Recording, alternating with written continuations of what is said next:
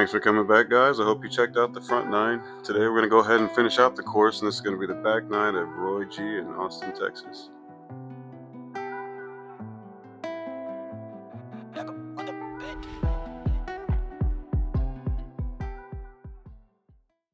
The back nine starts out with these long technical holes. Hole 10 is 611 feet. It is a par 4.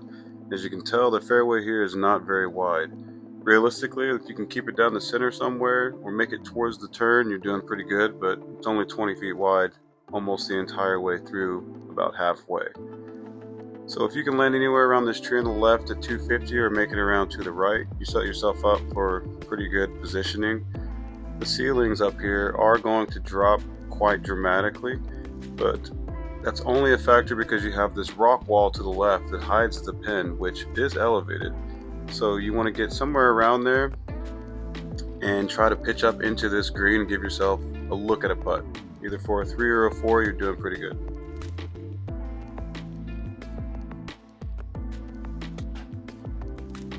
Hole 11 is almost the exact same shape, but a little bit shorter at 368 feet. This one is a par 3, so you really want something that's going to penetrate and push down this fairway. Again, it's not very wide. It's about as wide as the previous fairway, but you'll be able to see the pin from the tee pad.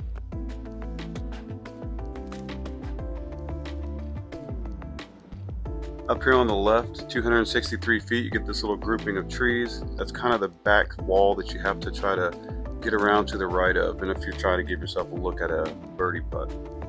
The green is pretty wide open over here, but there are lots of challenges if you get caught up short or anywhere off to the left.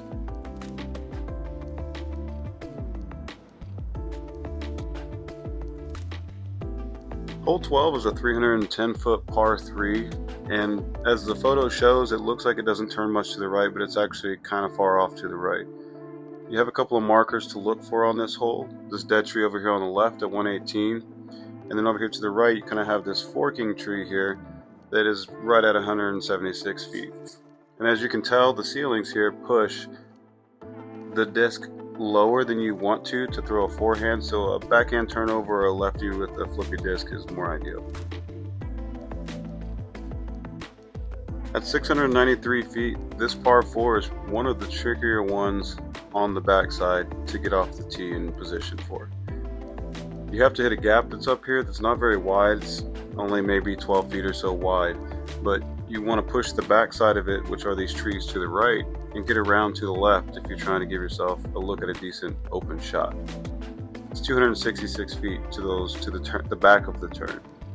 Now on the other side of this tree right here, this is going to be like where your ideal landing zone is, and that's right at 310 feet, but again, that's pushing. And then from there to the pin, you're going to have somewhere around 300 plus feet as well, depending on where you land, but it's more open if you get farther to the left around that turn. Again, you got to manage the lower ceilings through here, and on the back side of this pin, there is a little wall where a disc will fall off, and you can kind of stand up and roll sometimes if you end up hyzering too fast into the green.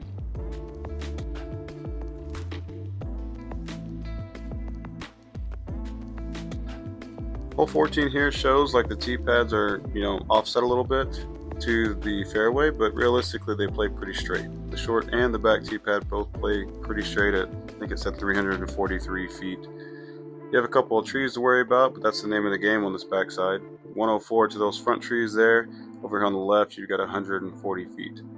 There's also this main tree that's in the very center of the fairway that you'll see from the long pin, and that's kind of your aim point because the basket is slightly to the right and behind it.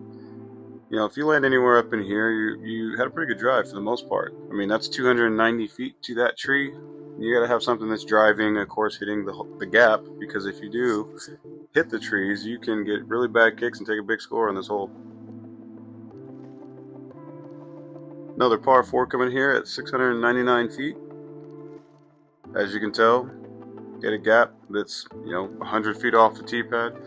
Try to shape the fairway. I mean, it's kind of the name of the game on this backside, but these gaps are pretty particular. I mean, that grouping of trees on the left is 145, and it's pretty straight off the tee pad. So this is off to the right about 45 degrees, and then just continues straight all the way to the pin. If you can land anywhere around in here or push up here towards this fork tree, that's going to be absolutely ideal. I mean, from that tree right there, you've got 308 feet to the pin with low ceilings, 3 gaps to choose from, left, right, or center. None of them are easy. This is a difficult hole. I mean, if you can pick up a 3 on this hole, you did absolutely amazing, and I'm proud of you.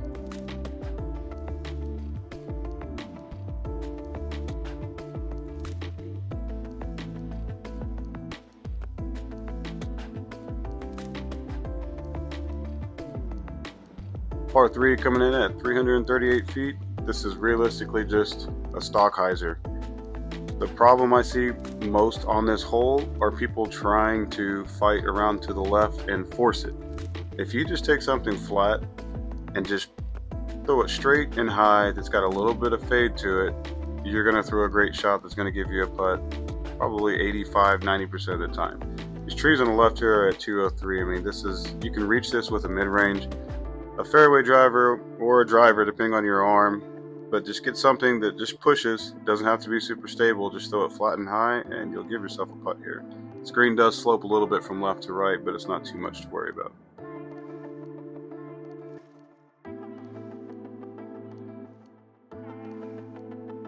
This par 3 looks very far, but it's really not that bad. You have to worry about these hills right here in front of you now. They kind of sit just over your knees, maybe up to your waist at height, and they get in your head a little bit because you just for some reason feel like you're going to throw straight into them, and you tend to throw straight into them. But if you can get something just straight down the fairway, you're going to be fine. I mean, those hills aren't going to be in the way. Maybe if you throw a forehand shot and you're kind of bending over pretty far, you can easily throw it into the hills, but a backhand shot should be just fine.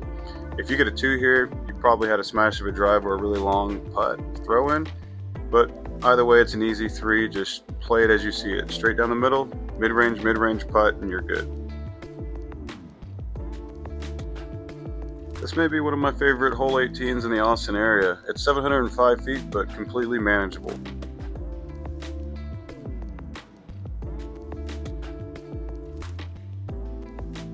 As you can tell, the fairway here is very wide. The mistake to make is to throw it to the left, but if you turn something over to the right, you can usually salvage yourself. I mean, the ideal shot is to push right down the center here and around to the left, and you'll notice this area here in a minute kind of opens up. But these trees are 331 feet. This bigger tree to the right here is 395 feet, and if you can land anywhere right around in this dirt area, you've only got 325 feet to the pin. So like I said, it's a longer hole, very manageable, but also very easy to make mistakes. It has a very nice green when you get up here, and all in all, this is one of the more picturesque holes on the course.